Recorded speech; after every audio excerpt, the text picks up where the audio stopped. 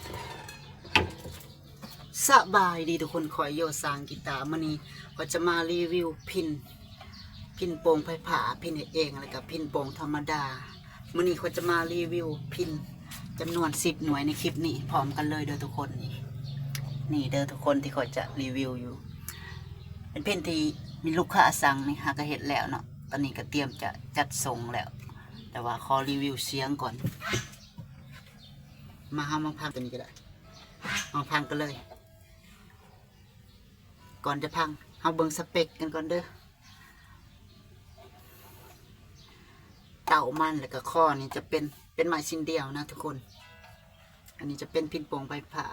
ส่วนไม้หนานี่จะเป็นไม้มะขามเชื้อราหรือว่าไม้กำลังจะดอกแต่ว่ามันยังบ่ดอกนะมันยังแข็งแห้งอยู่ส่วนฟิกเกอร์บอร์ดนี่จะเป็นไม้มูนหรือว่าไม้มะลิส่วนเฟดนี่จะเป็นเพชรสแตนเลสนะสีเงินเด้อทุกคนเด้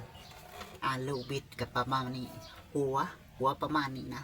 หัวจะเป็นหัวแบบนี้นะจะบ่มีหัวพญานาคเด้อพินจางโยทุกหน่วยจะบ่เห็นหัวพญานาคค่อยคออย่างข้อสัญญาเลยว่าข่อยจะพยายามบ่เห็นหัวพญานาค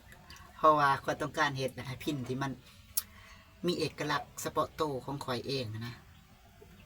ประมาณนี้เนาะ แล้วก็ตัวนี้ข่อยก็พยายามเห็นบ่ให้คือแบรนด์อื่นๆเนาะก็จะเห็นแบบนี้คล้ายกับบิดกีตาร์นะตัวนี้โอเคประมาณนี้เนาะแต่ว่าสเปคทุกหน่วยนะมันจะบอกคือกันเด้อทุกคนแต่ว่ามันมีแต่ไหมดำๆตัวนี้จะเป็นไหมอันเดียวกันเมดนะสเปคเดียวกันตัวอื่นก็มีหลายแบบอยู่เดี๋ยวมาเบิ่งลายเบิ่งนำกันนะโอเคมาพังเสียงกันเลยเสียงเขาก็ตั้งซ้ายไว้ด้นแหละแล้วก็ลองดีดไปแล้วเทื่อหนึ่งบ่ฮู้ว่ามันจะเปลี่ยนหรือบ่แต่บ่เป็นหยังเพราะว่าเครื่องตั้งซ้ายเขาอาศัยอยู่ในโทรศัพท์นะเอาพังกันเลย